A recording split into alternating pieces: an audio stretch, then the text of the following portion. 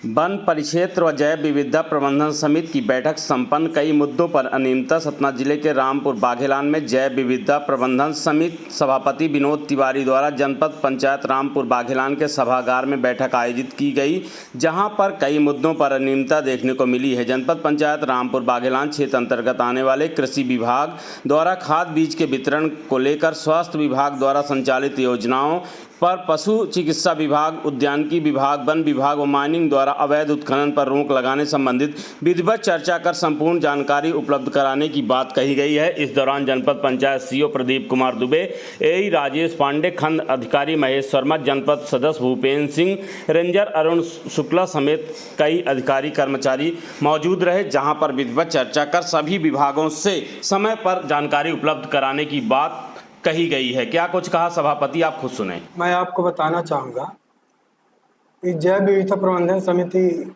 की बैठक थी, मैं उसका सभापति हूँ। पिछली बैठक हमने 13/3/2024 को की थी। उसका कार्रवाई का अनुमोदन और अन्य विषयों में विभाग प्रमुखों से जानकारी हमने मांगी थी, जैसे कृषि विभाग हो गया, वन विभाग हो गया, स्वास्थ्य विभाग हो गया और अपने जनपद के यही से निर्माण विभाग के अंतर्गत जो कार्य होता है वो हो गए, और उद्यानिकी विभाग जो भी और स्वास्थ्य विभाग, सभी विभाग प्रमुखों को बुलाया गया था, जिसमें से स्वास्थ्य विभाग का प्रमुख उपस्थित नहीं हो पाए। उन्होंने कुछ अपना कारण दिया है मुझे, बाकी लगभग सभी उपस्थित थे। तो जैसे मैंने फॉरेस्ट विभाग से जानकारी चाहिए थी कि 2023-24 में और 24-25 में जनपद पंचायत रामपुर अंतर्गत कितने वृक्षारोपण हुए फॉरेस्ट विभाग में, उन्होंने अपनी जानकारी दी है बिंदुवार, और मैंने उनसे बोला है कि जो आपने जानकारी दी है, पौधों की संख्या जो है, कितने जीवित अवस्था में, कितने प्रजाति के हैं, उनको हमको तत्काल लिखित में उपलब्ध कराए। तो उन्होंने कहा 2-4 दिन में उपलब्ध कराते हैं। मैंने कहा कि जो पौधे जीवित है उनको, और जो जीवित नहीं है, मुरझा गए, किसकी कमी के कारण है, उनके ऊपर क्या एक्शन लेंगे, वो भी एक्शन लेकर मुझे तत्काल अवगत कराएं, और उसके बाद अगर नहीं होता तो हम भौतिक सत्यापन करेंगे।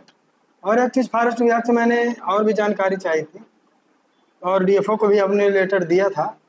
नरो हिल्स पहाड़ में कितने, कब से बायोडायवर्सिटी पार्क का निर्माण हो रहा है, कब तक में पूरा होगा, कितना बजट आया, किन इंजीनियर अधिकारियों के निरीक्षण में हुआ, उन सबका नंबर, कौन से कितने मजदूर लगे थे, उन सबका मोबाइल नंबर, और कब तक में कार्य पूर्ण होगा, कब तक में देखने लायक वो बनेगा, और कितने प्रकार के उसमें पौधे लगे हुए हैं।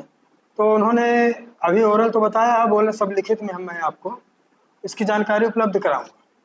माइनिंग विभाग से इसी तरह हमने जानकारी मांगी थी, और मैंने माननीय कलेक्टर महोदय जी को 2 लेटर दे चुका हूँ। उसके बिहाफ में उन्होंने खाना पूर्ति की नोटिस जारी की थी खनिज धारकों के ऊपर कि आप 7 दिवस के अंदर हमको जानकारी उपस्थित कराएं।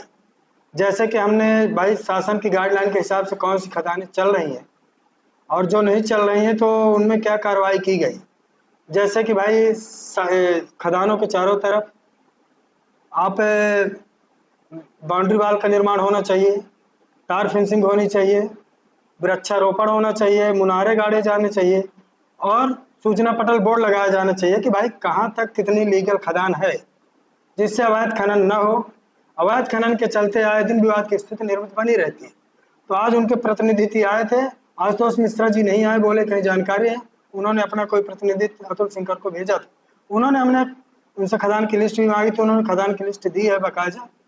बोले कि 2-4 लोगों ने हमको जो जानकारी उन्होंने नोटिस मांगी थी दिया है। हमने कहा कि पूरे जितने खदान धारक हैं उन सबको जानकारी मांगकर जो ये 4 बिंदु नहीं किए हैं नियमानुसार, उनके ऊपर तत्काल कार्रवाई करे।